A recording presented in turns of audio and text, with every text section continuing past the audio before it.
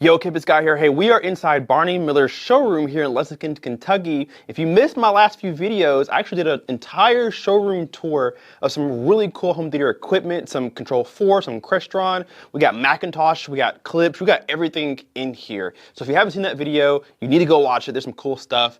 Thank you to Barney Miller for allowing me to take over this place. John Paul is in the room with me. He's controlling everything for me. So make sure you go watch those videos. This is going to be a review of the Focal Kanta number 2s. I have a shameful confession to make. I have not heard a Focal speaker in my life, other than back in my Honda, or no, it was in my Lexus. I had Focal speakers because they make car stereo. Can you believe it? I actually had them in my car, got rid of them, but now I get to hear them in their, all their glory. So these are the Kanta number 2s. I think the MSRP is $7,500 for one, but you can find them in a lot of places for about $5 grand. But they are very expensive, so it's not a speaker that I'm looking to buy, but I definitely want to hear. So this is what they call a black finish, but it has a different faceplate. So it's like a blue kind of slate gray kind of faceplate, but the speaker itself is classified as black. They come in as white and walnut and whatever you want.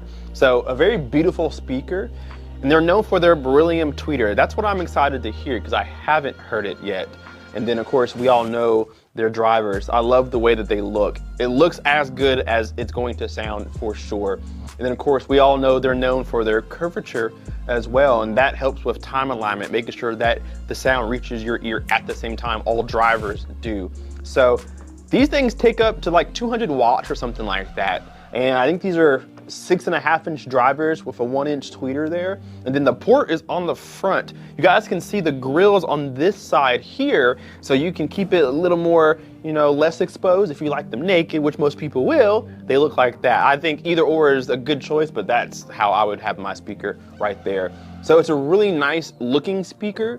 It's a very expensive speaker, so I have very high expectations for how they're gonna sound. Just behind me is a Macintosh amplifier. This is the MA352. This is a incredibly expensive amplifier, so we're gonna not touch it too much. But this is what's powering the Focal speaker. So we're gonna get it some really clean, the best power, the best sound that you're probably gonna get is right here in this integrated amplifier. So all my tone controls are here. They are specified by hertz, so 30 hertz, 125, 500, 2K, 10K, so we can kind of play with that. I'll probably leave everything at neutral, but I have some songs that I'm gonna play. Because of the nature of copyright, I can't play too many songs for too long, so I'll try to give 5-6 seconds of clips for each song, so you guys can have an idea of what I'm listening to. And I'll give you my thorough review. We are in an acoustic treated room. It is completely sealed off, so it should sound really good in here. And they told me where to sit, where the sweet spot's at. So I'm gonna back my chair up there, take a listen, and I'll tell you guys what I think.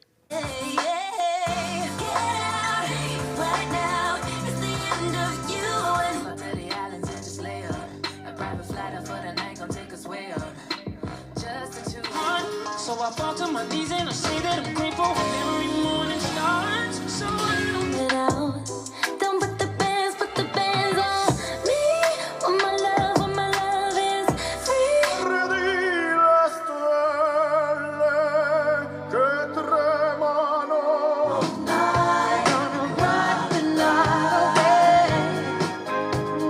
Kanta number 2s. Let's talk about it. So weird.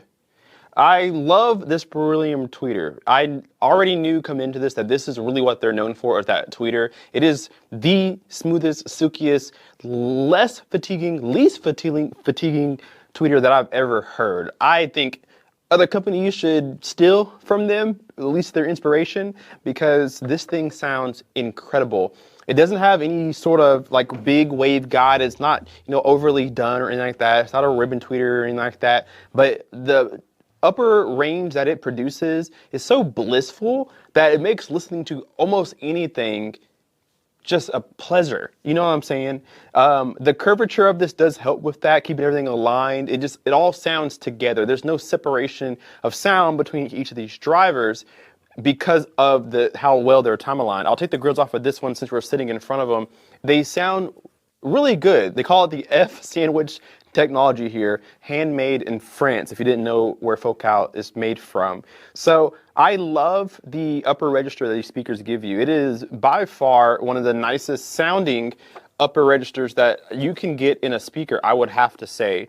So let's talk about the mid-range and the bass.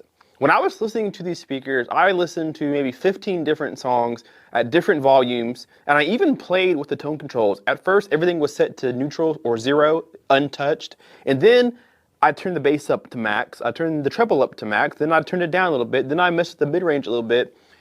The entire time that I was listening to any song, any genre, I felt like I was missing something. And John Paul, who works here sitting with me, felt the same way.